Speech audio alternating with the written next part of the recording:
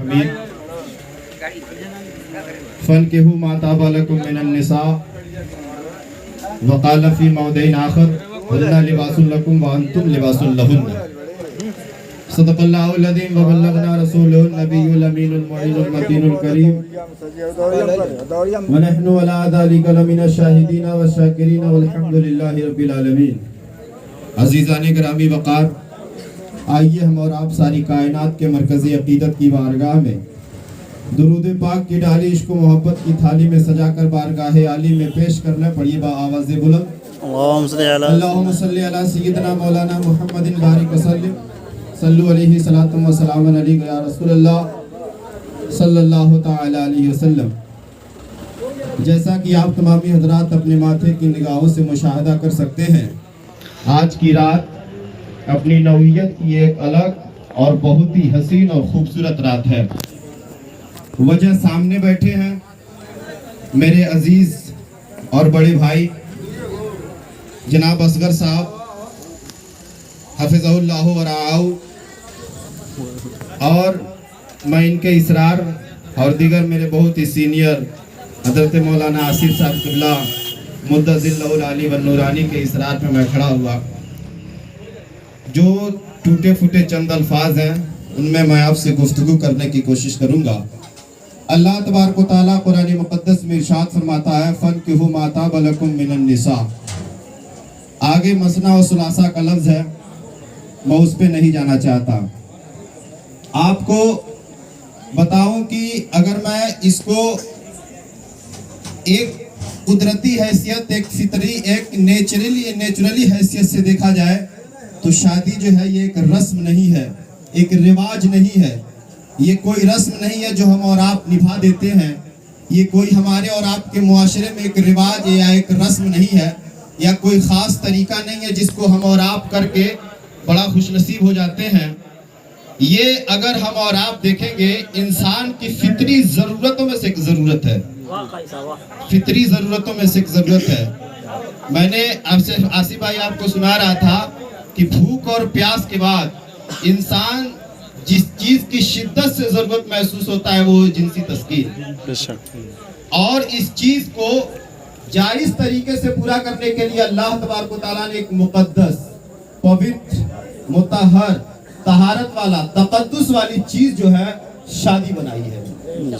یہی وجہ ہے کہ ہم اور آپ جا بجا اس کی فضیلتیں اور اس کی برکتیں دیکھتے ہیں. جس طریقے سے چرندوں پرند پیڑ پودوں کی نسلیں ہوتی ہیں اسی طرح ہم انسانوں کی بھی نسل ہوتی ہے، اور اس نسل کی حفاظت کے لیے، اس کی بقا کے لیے، اس کے تحفظ کے لیے اللہ تبارک و تعالیٰ نے ایک پاک رشتہ بنایا، ایک مقدس رشتہ بنایا. وہ رشتہ کیا ہے؟ وہ شادی کا بندھن ہے کہ جب ہم اور آپ شادی کے بندھن میں جڑیں گے، ایک لڑکا اور ایک لڑکی شادی کے بندھن میں جڑیں گے تو وہ ایک دوسرے کے لیے مرتے دم تک ایسے ساتھی بن جائیں گے ایک دوسرے کے سکھ دکھ درد میں کام آئیں گے. ایک پوائنٹ یہاں پہ یہ بھی غور کرنے کی ضرورت ہے کہ دیکھیے کل تک جو ایک دوسرے کے لیے اجنبی ہوتے ہیں، ایک دوسرے کے لیے انجان ہوتے ہیں، ایک دوسرے کے لیے مسافر کی حیثیت رکھتے ہیں، جب ان کے درمیان شادی ہوتی ہے ایک مقدس رشتہ پروان چڑھتا ہے، ایک مقدس رشتے کا جو پرندہ ہے وہ پھڑپھڑاتا ہے، تو جو کل تک ایک دوسرے کے لیے اجنبی ہوتے ہیں، جو کل تک ایک دوسرے کے لیے بیگانہ ہوتے ہیں، جو کل تک ایک دوسرے کے لیے انجان ہوتے ہیں، آج وہی ایک دوسرے کے اوپر مرنے مٹنے کے لیے تیار ہو جاتے ہیں. آخر کیوں تیار ہو جاتے ہیں؟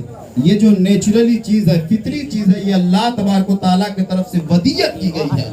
اور رشتے میں اتنی برکت ہوتی ہے میرے دوستو، اتنی برکت ہوتی ہے کہ جب انسان اس کو بحسن و خوبی، عدل و انصاف کے ساتھ نبھا لیتا ہے تو اس کی دنیا کامیاب ہو جاتی ہے اور آخرت بھی کامیاب ہو جاتی ہے. اللہ تبارک و تعالیٰ فرماتا ہے فَانْكِحُوا مَا طَابَ لَكُم مِّنَ النِّسَاءِ.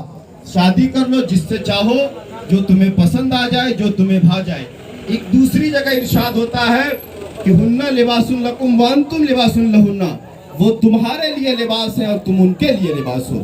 عزیزان وقار، اگر اس پرفتن ماحول میں، اس دور میں، اس خطرناک دور میں اگر حالات کا ملاحظہ کیا جائے تو میں سمجھتا ہوں کہ آج کے دور میں شادی کو اتنا آسان بنایا جائے کہ زنا مشکل ہو جائے. اگر آپ حضرت ابوبکر صدیق سرور کائنات صلی اللہ علیہ وسلم کا معاشرہ چاہتے ہیں, ان کی سوسائٹی چاہتے ہیں, ان کا سماج چاہتے ہیں, تو ان کے قانون کو نافذ کرنا پڑے گا.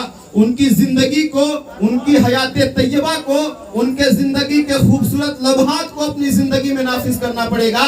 اگر معاشرہ خوبصورت چاہتے ہیں تو, اگر نہیں چاہتے تو کوئی بات نہیں. وہی جانوروں کی زندگی ہوگی جس زندگی میں نہ قانون ہوگا, نہ لا اینڈ آرڈر ہوگا, نہ اصول ہوں گے, نہ ضوابط ہوں گے, نہ قوانین ہوں گے. بس انسان جیے جا رہا ہے, اس کی زندگی کا کوئی مقصد بھی نہیں ہے. ایک جگہ اللہ کے رسول صلی اللہ علیہ وسلم ارشاد فرماتے ہیں کہ اذا تزوج العبد استکمل نصف الدین فلیتقی فی النصف الباقی. جب بندہ مومن نکاح کر لیتا ہے تو اس کا آدھا دین مکمل ہو جاتا ہے. اب چاہیے کہ اس آدھے دین میں اللہ سے تقوی اختیار کرے, طہارت اختیار کرے, اپنے اندر پرہیزگاری لائے, اپنے اندر پاکیزگی لائے.